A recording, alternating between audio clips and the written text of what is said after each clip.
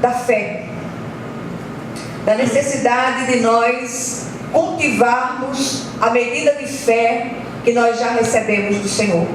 Todos nós, indistintamente, que fomos alcançados pela graça salvadora, nós temos fé, numa medida maior ou menor. O texto continua seguindo a trilha do grande capítulo que fala da fé, que fala dos heróis da fé. No capítulo 11, depois você vai ler esse capítulo 11 com calma, devagar, meditando na palavra, entrando pelo capítulo 12, e eu tenho certeza que o Senhor há de ministrar profundamente ao seu coração. Nós percebemos aqui um salto do autor da epístola. Ele salta da teoria para a prática. Primeiro ouvimos as definições de fé lá no capítulo anterior. Agora o autor da epístola chama a nossa atenção para aqueles que ousaram crer e experimentaram o resultado da fé viva. E é interessante que quando você lê o texto do capítulo 11, daqui a pouco a gente vai fazer essa leitura, você vai descobrir que muitos ali tiveram fé para viver ou morrer pelo Cristo. Porque nem todos foram livrados das situações, mas é preciso fé para morrer pelo Senhor também. Ouvimos do apóstolo Paulo em Romanos 12:3 que o Senhor repartiu essa medida de fé para cada um de nós. Então a gente já parte desse princípio que todos temos uma medida de fé, grande ou pequena, todos temos.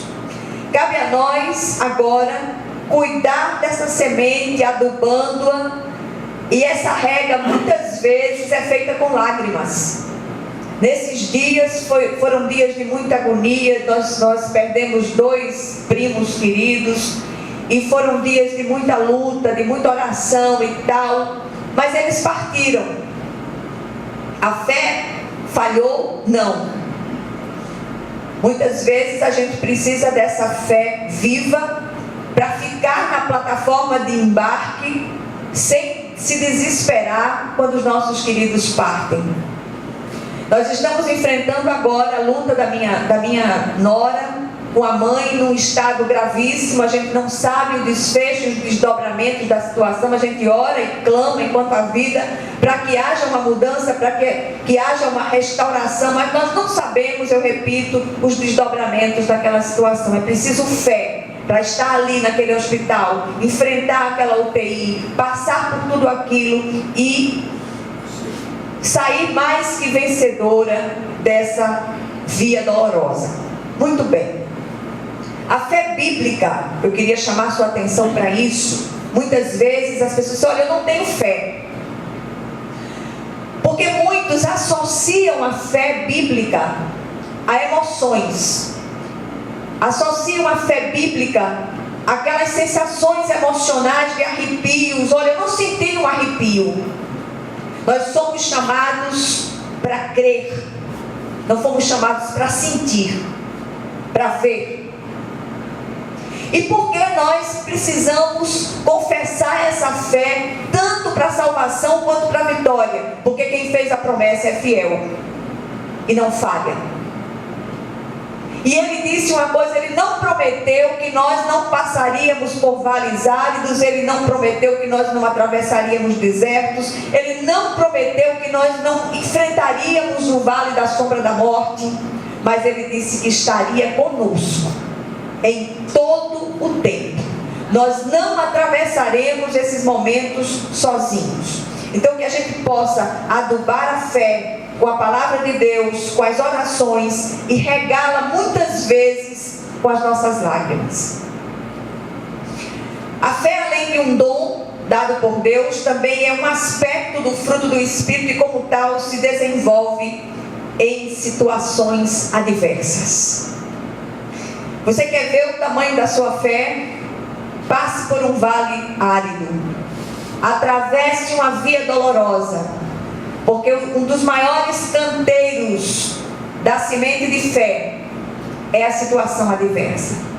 De repente, nós tiramos leite de pedra E descobrimos uma força que a gente não sabia que estava lá dentro, dada por Deus. Isso é fé. Somos colocados em circunstâncias nas quais a nossa fé é treinada a confiar naquele que existe e se torna presenteador, galardoador dos que o buscam. E qual o objetivo desse treinamento? Até que aquela medida inicial de fé se torne uma certeza inabalável. Fé é a certeza, é a firme convicção de fatos que ainda não são vistos, mas que existem no reino espiritual. E quando nós damos passos ousados de fé, nós chamamos à existência aquilo que não existe. Que o nome do Senhor hoje ele seja glorificado, que o Senhor ele esteja aí com você ministrando a respeito da porção de fé que ele já colocou em seu coração. Por que devemos crer assim, desse jeito, com essa intensidade? Aí eu repito, porque aquele que fez a promessa é fiel. Ele não falha, ele não pode negar-se a si mesmo. O texto lido nos traz algumas instruções quanto ao exercício da fé e eu queria compartilhar com vocês. Primeiro, olhemos para os que ousaram crer antes de nós. O autor da epístola nos chama a olhar a grande nuvem de testemunhas lá do capítulo 11, homens e mulheres dos quais o mundo não era digno. E nessas horas de agonias profundas, como diz a nossa irmã Ruth, muitas vezes a gente amanhece murchinho, sem força para continuar, e a gente começa a fazer um giro pela palavra, um tour pela palavra, como ela estava me dizendo há pouco, e de repente a gente se depara com esse texto de Hebreus 11, e a gente olha para a galeria dos grandes heróis da fé, e a gente encontra um texto como esse aqui, Hebreus 11, 33 a 38, diz assim: escuta só, os quais pela fé conquistaram reinos, praticaram a justiça, alcançaram o cumprimento de promessas, fecharam a boca de leões, apagaram o poder do fogo e escaparam do fio da espada. Da fraqueza tiraram força, tornaram-se poderosos na batalha e puseram em fuga exércitos estrangeiros. Houve mulheres que pela ressurreição tiveram de volta os seus mortos. Alguns foram torturados e recusaram ser libertados para poderem alcançar uma ressurreição superior. Outros enfrentaram zombaria e açoites. Outros ainda foram acorrentados e colocados na prisão, apedrejados, cerrados ao meio, postos à prova, mortos ao fio da espada, andaram errantes, vestidos de pele de ovelhas e de cabras, necessitados, afligidos e maltratados. O mundo não era digno deles, vagaram pelos desertos e montes, pelas cavernas e grutas. É aquilo que nós falamos no início. Nós precisamos ter fé, tanto para viver pelo Cristo, como para sofrer e ser mortos pelo Cristo também, pela causa do Cristo. Nós estamos vendo agora as notícias que nos chegam dos campos missionários, homens e mulheres de Deus, fazendo a obra de Deus. E uma coisa eu queria dizer a vocês hoje: enquanto houver obra de Deus para ser feita através de nós somos indestrutíveis. Quando a obra acabar, nós seremos chamados para casa. Não sei de que forma nós glorificaremos o Senhor com a nossa partida desta terra. Se por meio de uma enfermidade, se um de repente de Deus, isso aí não é da nossa conta. Mas a fé precisa ser exercitada por nós todos os dias. A segunda coisa interessante aqui no texto, a segunda instrução, o autor diz para nós nos desembaraçarmos de todo o peso e do pecado que tenazmente nos assedia. O texto fala primeiro de peso, que atrapalha, que embaraça. e do que ele está falando exatamente. Quantas coisas no meio de uma luta que enfrentamos acabam nos distraindo e nos impedindo de crer de fato. E aí cabe a cada um de nós olhar para si mesmo e pedir ao Senhor que revele o que é que tem impedido as nossas vitórias, o que é que tem embaraçado os nossos passos. São conselhos, são práticas, são inclinações, pensamentos que confundem o nosso foco, e o nosso foco é um só, chama-se Jesus Cristo. Agora um pouco a gente estava ouvindo o relato de uma irmã que fez uma pregação linda num determinado lugar, e ela tem sido bênção como instrumento de Deus. Cada vez que prega, muitas pessoas têm sido alcançadas, tocadas, ministradas pela palavra de Deus, porque a palavra cumpre seu papel. E quando ela termina, alguém chega para ela: você precisa ser mais lenta, você precisa ser mais pausada. Você não precisa de nada, você precisa ser quem você é e deixar que a palavra flua através de você, do jeito que você é, porque o Senhor nos usa exatamente desse mesmo jeito. Ele usa até essa jumenta, não é?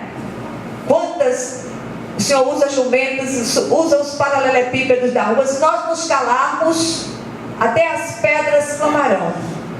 Está ouvindo? Um dia ele resolveu me usar. Repara só que coisa interessante.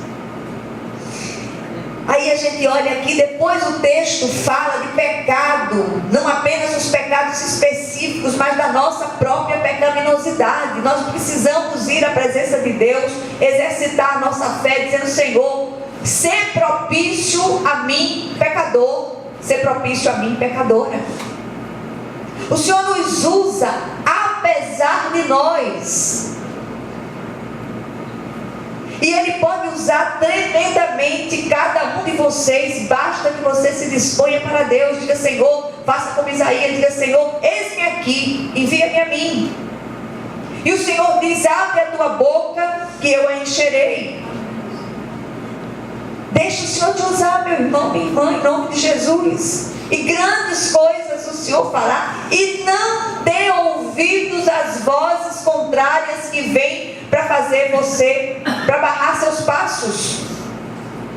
Não dê ouvidos a essas vozes.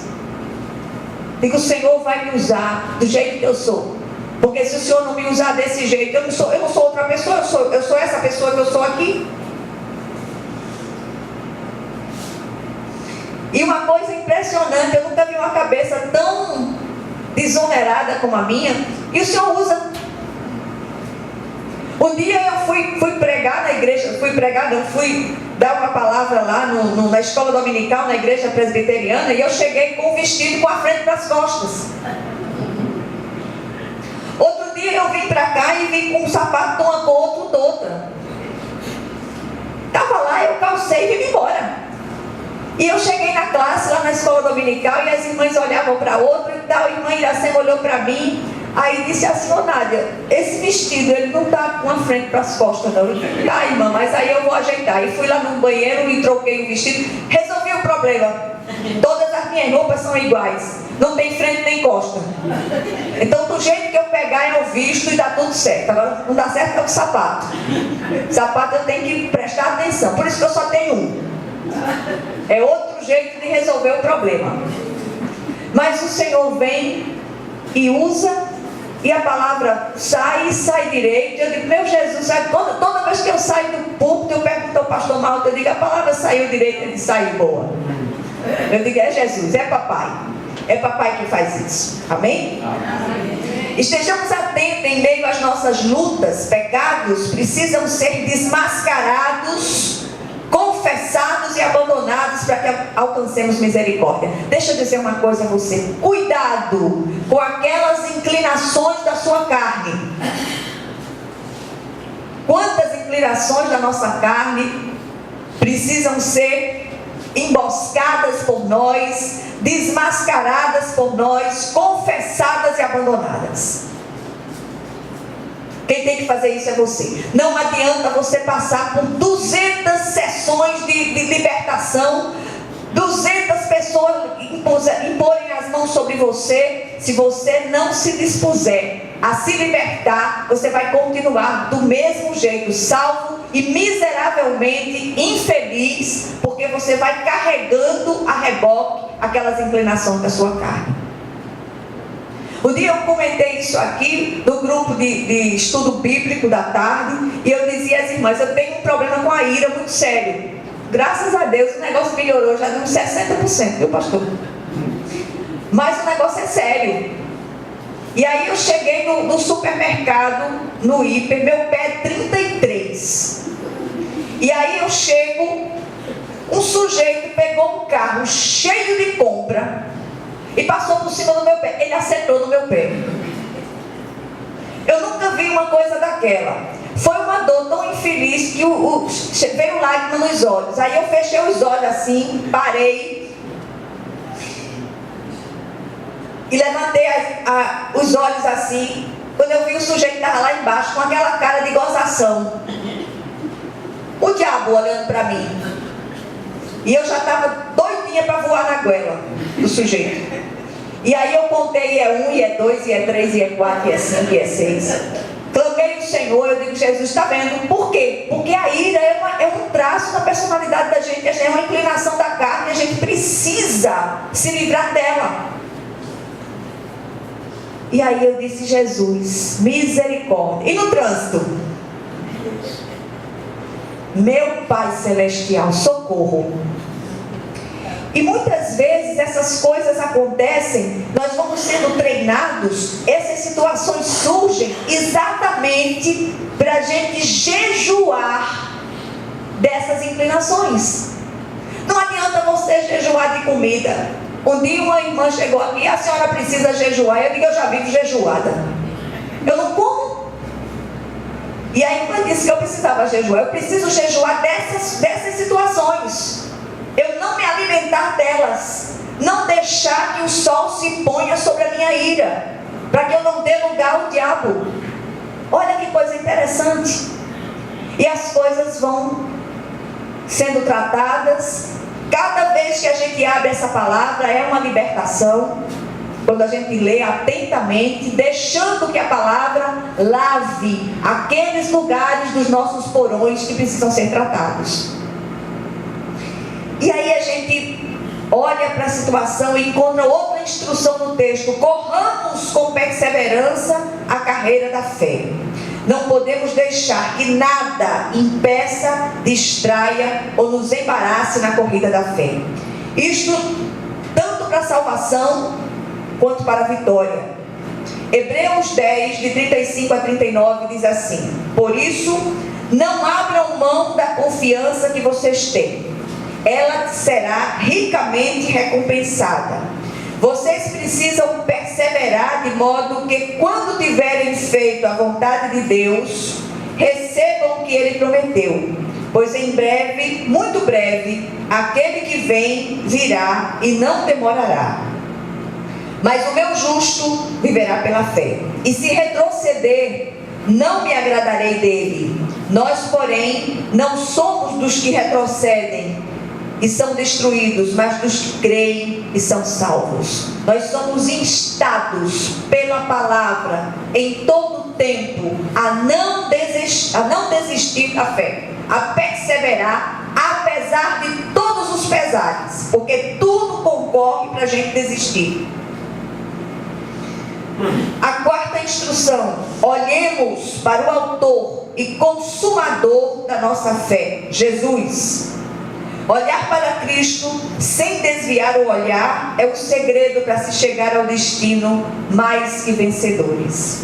Jesus, Ele é tanto o caminho quanto o destino eterno. E nós precisamos nos prestar atenção nesse ponto. Quando focamos nele, estamos prontos para viver ou morrer para a sua glória exclusiva. Hebreus 10, 23 diz: apeguemo-nos com firmeza à esperança que professamos, pois aquele que prometeu é fiel. Moisés permaneceu firme como como quem vê aquele que é invisível. E nós precisamos treinar os olhos espirituais para olhar para Ele, para o Senhor, autor e consumador da nossa fé. E em quinto e último lugar, a última instrução aqui: consideremos os sofrimentos de Cristo para não esmorecermos em nossas próprias lutas. As lutas têm se intensificado muito na vida de muitos no nosso meio. Essa semana então foi pesado, mas a gente viu a glória de Deus em todas as situações. O Senhor Jesus é o autor e consumador de nossa fé, é o verdadeiro modelo a ser seguido. Ninguém olhe para mim, ninguém olhe para o pastor, ninguém olhe para a missionária, nem para a missionária Ilha, nem para a missionária Ruth. Olhe para Jesus. Nós todos que estamos aqui, estamos em treinamento. Crente maduro, Deus colhe. Se estamos aqui, é porque ainda tem obra de Deus a ser feita em nós e através de nós. Jesus diz: o discípulo não está acima do seu mestre, nem o servo acima do seu senhor. Basta ao discípulo ser como seu mestre e ao servo como o seu senhor. Que a gente possa deixar que essa palavra seja ministrada ao nosso coração. O que nós aprendemos aqui? Primeiro, somos desafiados a crer perseverantemente, independente das circunstâncias. Senhor, eu não estou vendo vento, eu não estou vendo chuva, eu não estou vendo saída nessa situação, mas eu sei que o Senhor fará, o Senhor entrará nessa situação e o Senhor fará de modo maravilhosamente assombroso algo nessa situação. Nós estamos orando pelo nosso país, nós estamos clamando pelo nosso país. Eu não acredito em salvadores humanos, mas eu acredito no Supremo Salvador, aquele que vai usar um instrumento que eu não sei qual é ainda, mas o Senhor sabe. Oremos, clamemos, dobremos os nossos joelhos, roguemos ao Senhor da Seara para que interfira poderosamente na nossa nação, em nome de Jesus. Segundo lugar, aprendemos que a medida de fé recebida precisa ser cultivada para crescer e frutificar. Muitas vezes a rega desta semente é feita com lágrimas. Não tem fertilizante melhor para a semente da fé do que as nossas lágrimas. Amém? Amém. Terceiro lugar, devemos nos desembaraçar de tudo que tem impedido o crescimento desta semente. Falo para os jovens, falo para os mais idosos. Estamos aqui, ainda a obra de Deus a ser feita em nós. Que o Senhor nos revele aquilo que precisa ser tirado de nós para que possamos crescer na graça e no conhecimento de Deus. E em último lugar, devemos olhar para o Cristo, focar nele e, sobretudo, considerar seus sofrimentos cada vez que tendemos a esmorecer nas nossas próprias lutas e nos nossos próprios sofrimentos. Que o Senhor aplique essa porção da palavra ao nosso coração, em nome de Jesus. Amém. Amém.